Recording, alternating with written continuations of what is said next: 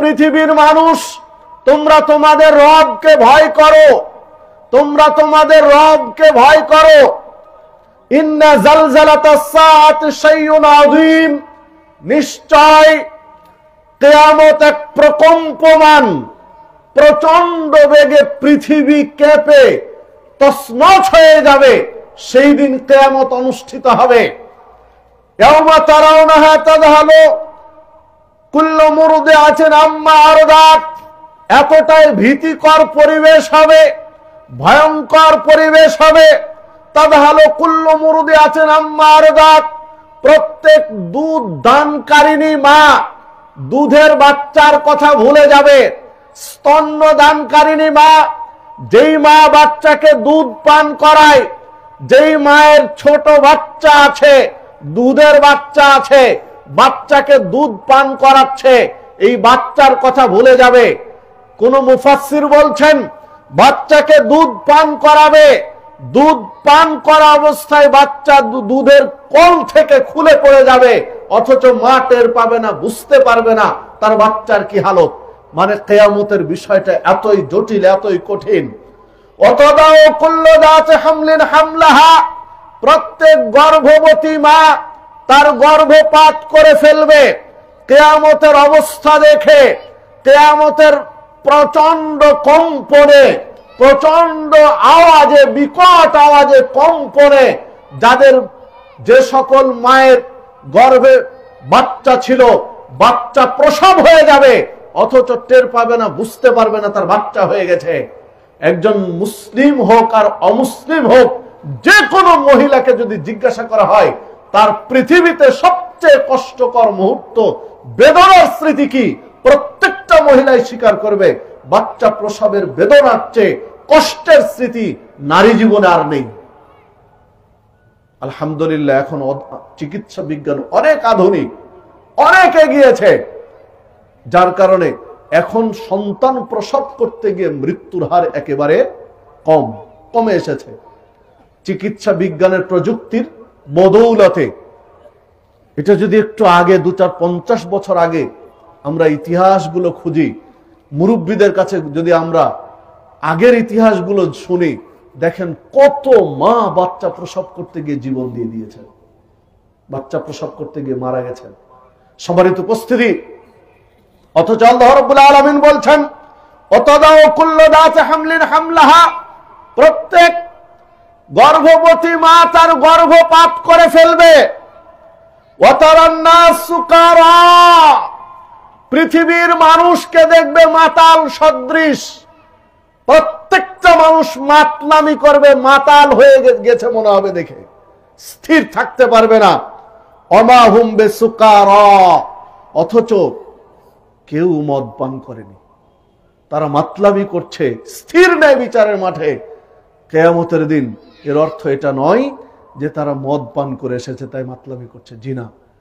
ভয়, ভীতু, সন্ত্রস্ত হয়ে, ভয়ে মানুষ কাঁপে না, কাঁপে না, কাঁপে না। ভয় যদি বেশি হয়ে যায় তখন কাঁপতে শুরু করে, তো ভয়ে মানুষ থরথর করে কাঁপবে, অথচ কেউ মদ পান করেনি সেদিন, ভয়ে অবস্থা হবে।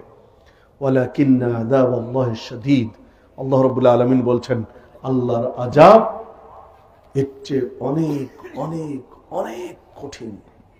এসব আয়াত যখন কিয়ামতের আয়াতগুলো নাজিল হয়েছে, তখন সাহাবীদের মনের মধ্যেও প্রশ্ন জাগা শুরু হয়েছে যে কিয়ামত কখন হবে। একজন সাহাবী রাসূলুল্লাহ সাল্লাল্লাহু আলাইহি সাল্লামের কাছে এসে জিজ্ঞাসা করলেন, সাহাবীদের সামনে নবী মুহাম্মদ সাল্লাল্লাহু আলাইহি সাল্লাম কিয়ামতের বিভিন্ন বিষয়ে আলোচনা করছেন। একজন সাহাবী এসে বলছেন যে হে আল্লাহর রাসূল সাল্লাল্লাহু আলাইহি ওয়াসাল্লাম, কিয়ামত কখন হবে? মাতা সাআ, কিয়ামত কখন হবে? আল্লাহর রাসূল সাল্লাল্লাহু আলাইহি ওয়াসাল্লাম তার গতিতে তিনি তার কথা চালিয়ে গেলেন। অন্য সাহাবীরা বলছেন যে আমরা ধারণা করলাম যে আল্লাহর রাসূল সাল্লাল্লাহু আলাইহি ওয়াসাল্লাম হয়তো বা তিনি শুনতে পাননি কথা। আবার কেউ বলছেন বিভিন্ন কথা এসেছে। এক পর্যায়ে আল্লাহর রাসূল সাল্লাল্লাহু আলাইহি ওয়াসাল্লাম জিজ্ঞাসা করলেন, তুমি কিয়ামত কখন হবে জিজ্ঞাসা করছো, জানতে চাচ্ছ কিয়ামত কখন হবে, কিয়ামতের জন্য তুমি কি প্রস্তুতি গ্রহণ করেছো? কিয়ামত কখন হবে এটা জানার আগে তুমি বলো যে কিয়ামতের জন্য কি প্রস্তুতি গ্রহণ করেছ? সাহাবী বলছেন যে আল্লাহ রাসূল সাল্লাল্লাহু আলাইহি ওয়াসাল্লাম, আমি কিয়ামতের জন্য কোনো প্রস্তুতি গ্রহণ করতে পারি না, তবে আমি আল্লাহ এবং তার রাসূলকে সবচেয়ে বেশি ভালোবাসি। আমার আহাল পরিবার, আত্মীয় স্বজন, এমনকি আমার জীবন, অর্থ, সম্পদ সবচেয়ে বেশি ভালোবাসি আল্লাহ এবং তার রাসূলকে। তখন আল্লাহ রাসূল সাল্লাল্লাহু আলাইহি ওয়াসাল্লাম বললেন যে তুমি যাকে ভালোবাসো তার সাথেই তুমি কিয়ামতের দিন থাকবে। মানে যদি তুমি অরিজিনাল আসলেই রাসূল সাল্লাল্লাহু আলাইহি ওয়াসাল্লামকে, আল্লাহকে সবচেয়ে বেশি ভালোবাসো, তার রাসূলের সাথে তুমি থাকবে। সম্মানিত উপস্থিতি, এছাড়া অন্য হাদিসে রয়েছে যে যাকে ভালোবাসে তার সাথে তার বিচারের মাঠে উঠতে হবে বা বিচার হবে। তখন অন্য সাহাবীরা এই হাদিস শুনে, সহিহ মুসলিমের মধ্যে হাদিস রয়েছে, আল্লাহ রাসূল সাল্লাল্লাহু আলাইহি ওয়াসাল্লামের সামনে অন্য সাহাবীরা বলা বলি শুরু করলেন যে আমরা আল্লাহ এবং তার রাসূলকে বেশি ভালোবাসবো। সম্মানিত উপস্থিতি, এই হাদিস সামনে রেখে মুহাদ্দিসগণ বলছেন আল্লাহ রাসূল সাল্লাল্লাহু আলাইহি ওয়াসাল্লাম কি প্রশ্ন করেছিলেন? সাহাবী কি প্রশ্ন করেছিলেন? জি, কিয়ামত কখন হবে? তো জবাব কি দিলেন? কিয়ামতের প্রস্তুতি কি নিয়েছো? তো বলেন আমি আল্লাহ এবং রাসূলকে সবচেয়ে বেশি ভালোবাসি। তো বললেন তাহলে তুমি যাকে ভালোবাসো তার সাথেই থাকবে। কিয়ামত কখন হবে এই জবাব কি দিলেন? আমি মনে হয় বুঝাতে পারলাম না আপনাদেরকে। কিয়ামত কখন হবে এই জবাব কি দিয়েছেন? এই হাদিস সামনে রেখে মুহাদ্দিসগণ বলছেন যে কিয়ামত কখন হবে এইটা নিয়ে গবেষণা নয়, কিয়ামতের প্রস্তুতি কি নিয়েছি এইটা নিয়ে গবেষণা হবে। কিয়ামত কখন হবে এইটা নিয়ে আলোচনা নয়, কিয়ামত কখন হবে এইটা নিয়ে এত সময় নষ্ট না করে কিয়ামতের প্রস্তুতি নিয়ে সময় দেন, সময় ব্যয় করেন। বুঝাতে পারলাম কিনা জানি না। আমরা সবাই পড়ে আছি কিয়ামত কখন হবে, কিয়ামত কখন হবে, এই নিয়ে অনেকে আলোচনা পর্যালোচনা অনেক কিছুই করছি, অথচ কিয়ামতের প্রস্তুতি নিয়ে আলোচনা নেই। আল্লাহ রাসূল সাল্লাল্লাহু আলাইহি ওয়াসাল্লাম এই ইঙ্গিতটা দিলেন। তো দেখুন কিয়ামত কখন হবে এইরকম আলোচনা পর্যালোচনা সাহাবীদের মধ্যে হতো, জাহেলি যুগের মানুষেরাও বলতো। অনুরূপী সূরা আরাফের 187 নম্বর আয়াত, ইয়াসআলুনাকা আনিস সাআ, তারা জিজ্ঞাসা করে আপনাকে কখন কিয়ামত হবে, আইয়ানা মুরসাহা, কখন এটা হবে, অনুষ্ঠিত হবে। কিয়ামত নিয়ে এত কথা, এত আলোচনা, এত পর্যালোচনা, কিয়ামতের ভয় ভীতি এত কিছু হচ্ছে, তবে কিয়ামতটা কখন হবে এইটা আপনাকে জিজ্ঞাসা করে। কুল, আপনি বলে দিন, ইন্নামা ইলমুহা ইনদা রাব্বি,